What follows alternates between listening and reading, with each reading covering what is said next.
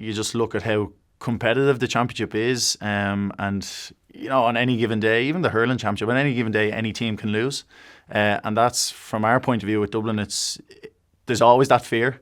There's always that fear of a poor performance, of poor preparation, of a poor result, and that just drives us on. And we're always asked, look, what keeps you going, and the standard's high. And I think that's it. It's just that, not fear, but just that disgust if you didn't play well, or if you didn't prepare well, or didn't play up to your standards. I think that's what really drives us as players. And like, you might have shot the lights out, and in the dressing room afterwards, or in Croke Park dressing room afterwards, you'll be getting slagged, or you'll be getting pushed and poked about one ball that you missed or one ball that you dropped. So it's just you can never walk out of a dressing room in our culture, in our setup, thinking you're all that, because you'll be very quickly brought back down to earth. We're very, very lucky, to represent Dublin, and the city has really gotten behind us, and the supporters are incredible. And it was obviously just a pity that our supporters weren't there in Hill 16 and in Croke Park this year, along with the Mayo supporters. But yeah, it's just been an incredible journey, and it seems like I almost say this every year, but it's just so special to be a part of it. It's changed my life. It's changed all our lives. We'll remember these days forever.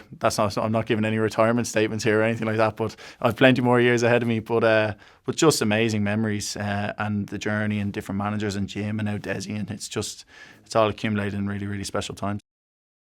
From a player's perspective, no doubt it was tough for him. He came in after Jim, and there's this expectation, and there's us as a crop, or a bunch of players, and a tough scenario to come into, no doubt. Probably more so from the expectation side of things, I would assume.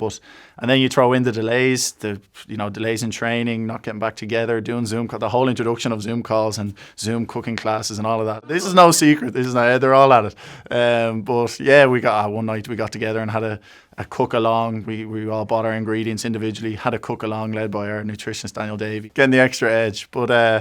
But yeah, look, Desi just has so much to deal with. But I think from his perspective, it was important that he didn't come in wielding any axes or being too dominant, because, we've, as you say yourself, we've been successful. We're doing a lot of stuff right. But Desi certainly added his input and his effect on us as a group very subtly. And it was amazing how he did it. Brought in new management, brand new staff.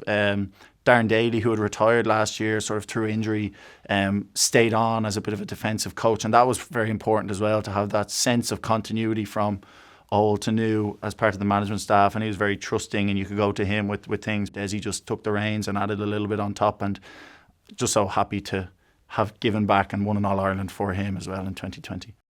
The game now, you've a couple of minutes after the first half, you have a couple of minutes after the second half, you're potentially looking at an 80-minute game, and so much can happen in that time period. And yes, you might have a lead at one stage, but then it's cat and mouse for a while. But a big thing from our point of view is, obviously, we've been very lucky to have a strong bench coming in, and players who are so dedicated to putting in a shift on behalf of the team coming in. But yeah, from starters and lads who are there, it's just push it through right through till 70, 75, 80 minutes, because that's the thing. When you review a game, it's almost a sour note if you're looking back saying, look, we were really good for 50 minutes or a half, and then you weren't. But yeah, it's just that relentlessness to just constant push.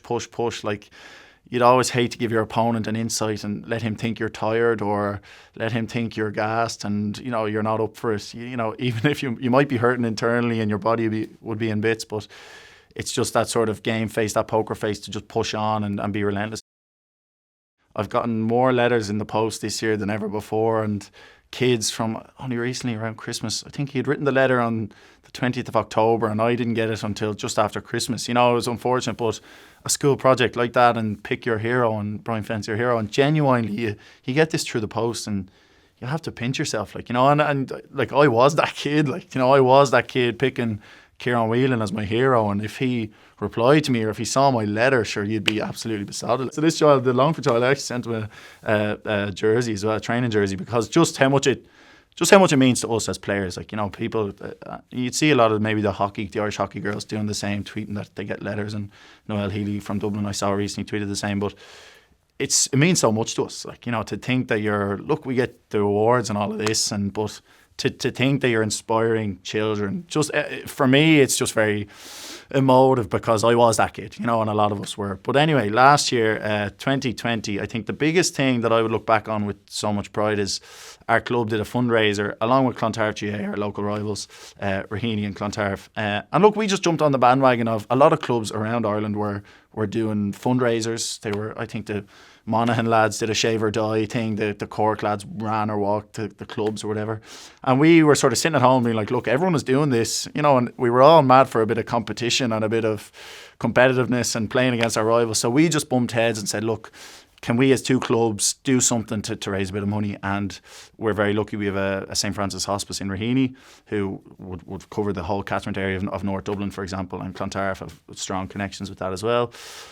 Joined up and between the jigs and the reels we raised €105,000 for St. Francis Hospice, and you're just sort of saying, like, a lot of the fundraisers around that time had brought in 10 grand and 15 grand, and we were sort of saying, look, between the two clubs, if we brought in 20 grand or something, wouldn't that be amazing?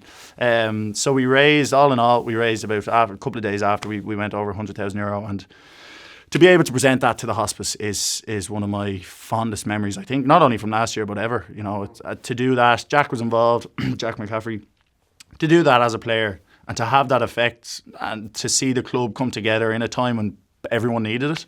We had gone without GAA for a couple of weeks or months, and to do that at that time was really special. And we had a day then, a socially distanced day, of course, to present the cheque to the hospice, and they were blown away by it. It was one of their biggest fundraisers that year, and look, charities were struggling all around the place last year, but sorry, I'm rambling on here now, but that was really a really magic moment for me.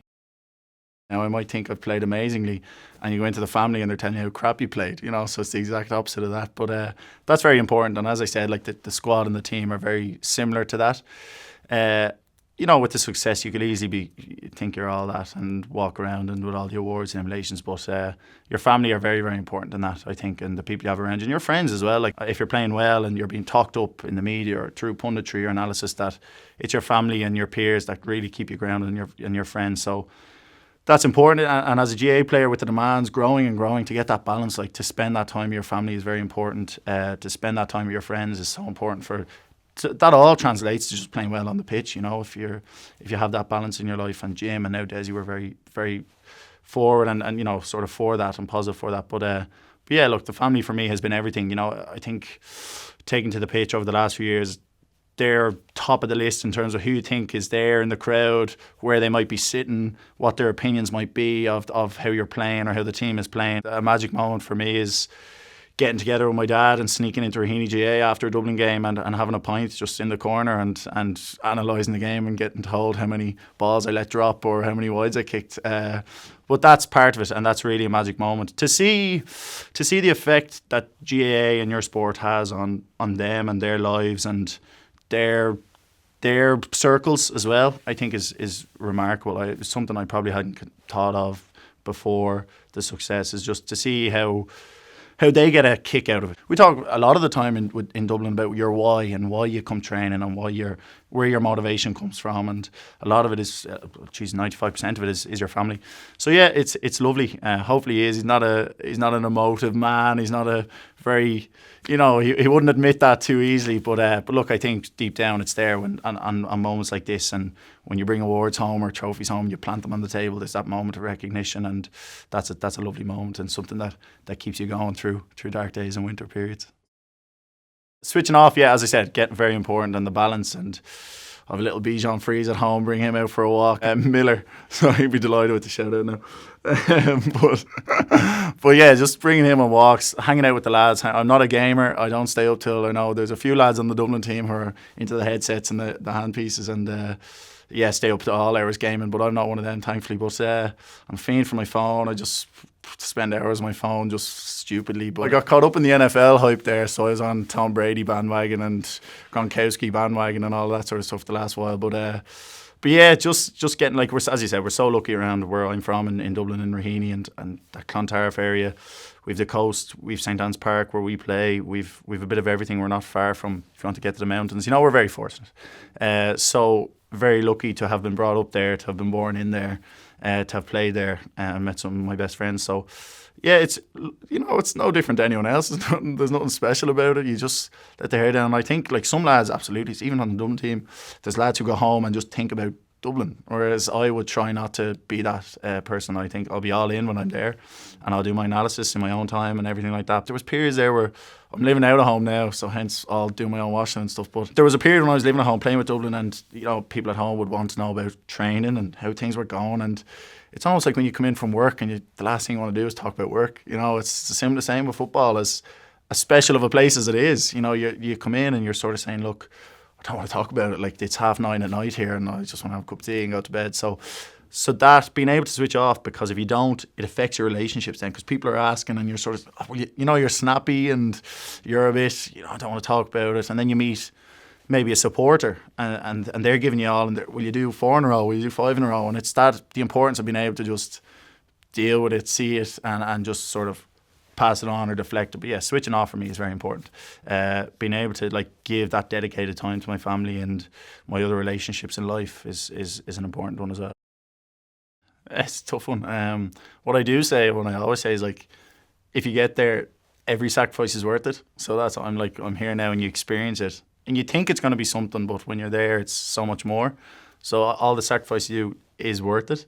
But what those sacrifices are exactly is a tough one to put your hand on. It's there's the cliches of hard work and dedication, and you need to improve your skills. But I think it's more than that. I think for me, it's like life choices as well. Like, it's that decision to go on your J1 or go on the 6-year holiday versus staying at home and training and probably doing the less popular thing, but the important thing, for if that's your goal and to aspire. So for me, it was just a bit of luck. There's no doubt there, timings of things. This constant drive and improvement on my own game, and being honest with yourself and being like, look, around underage years, probably wasn't that good, needed to improve, went away, improved, did it, and it has stood to me now. But I think just smart life choices, that's what I always say. And look, there will be life, and there will be college, and there will be all sorts of things thrown at you, and decisions to be made. And I think just a consistency in those choices. Yes, as I said, everyone has to let their hair down and enjoy themselves. But the difference between, okay, look, I want to play with Dublin, and not to consume your life and not to take over your life, but it's smart choices. It's, am I going to go to Australia for a year when I'm 20 or 22 and just out of college, or am I going to hang around and play with my club football and drive on? I think that's, to me, has stood to me. It's coming out, and it's just a lot of things have come together and accumulated for the better. It's a bit of strategically planned stuff, and then it's a bit of just freestyling and going for it and seeing gaps and trying to get in there. Into the middle of the park, well claimed, brilliant work there by a dominant Brian Fenton. You would have more set plays or a bit of strategy around slower periods, so maybe after a free kick when the opposition can squeeze up on you and they're bringing their plan to you, so then you have to sort of have a plan to counteract that. But a lot of the time from open play, it's very much just, if you see a gap, go for it. If if you're isolated, maybe on a shorter guy or something, let it out on top. And there's hours and hours goes into movements and trajectory and kickouts with Stephen or Evan or whoever it may be. And to be honest, a lot of the time that doesn't come off. People look back on the 2019 Jack McCaffrey's goal, and where it was a boomer to Brian Howard and Jack ran off the shoulder, and people talk about this as if it's straight from the training ground, but it actually wasn't. It was just Stephen seeing an opportunity, Brian Howard being there, and what if he drops the ball and it's a breaking ball? There's just so many variables. But look, there is absolutely an element of planned movements and where you're going to go and a strategy and what people are doing and who's setting screens and who's up and all of that. But a lot of it is just go for it. And in terms of high field, and you're always trying to we have this thing in Dublin where they Velcro a ball up onto this big pole and you have to run and jump, and that gets your timing, and then you're jumping and you're getting things thrown at you and stuff like that. There's loads of innovation and stuff to be doing, but yeah, look, it's constant communication, and then you might reviewing games and reviewing kickouts is very important as well. So just to finish on that, but looking back, and you talk about scenarios and you plan scenarios, and then you actually watch it back and nothing happened or nobody moved or there was no gaps or the opposition had a really strong press on you or whatever it is. So reviewing that and taking little nuggets and learnings, and then trying to do it. But a lot of it is just you're going up for the ball and you're sort of saying, "Geez, I hope I catch this ball." You know, a lot of it is that as well. I'm conscious of, like, look, I'm 27, turning 28 in 2 weeks, and you know, they say that that's your peak, like, you know, I'm getting on, yeah, exactly, yeah. If you look at the Dublin group now, yeah, it's mad. Like, me and John Small and Kieran will talk about, we came in as babies, and now we're sort of the older cohort, but yeah, no, I just, you know, physiologically, you're probably at your peak, around, you're at your fittest and fastest and all of that. I don't know. We'll see. But you look at Clucko then, he's winning Player of the Year last year and he's 37 or something. So you look at Tom Brady, exactly as I said in the Super Bowl. Definitely enjoying it. We're definitely on the crest of a wave. There's been just an amazing coming together of a lot of things, both structurally in Dublin and players and management and just everything. It's been a perfect storm. And I'm just loving it. It's been amazing. And, you know, you don't take it for granted, as I say. You try and do your bit. And stay, you know, keep your feet on the ground. But it's just been such a phenomenal journey and so enjoyable.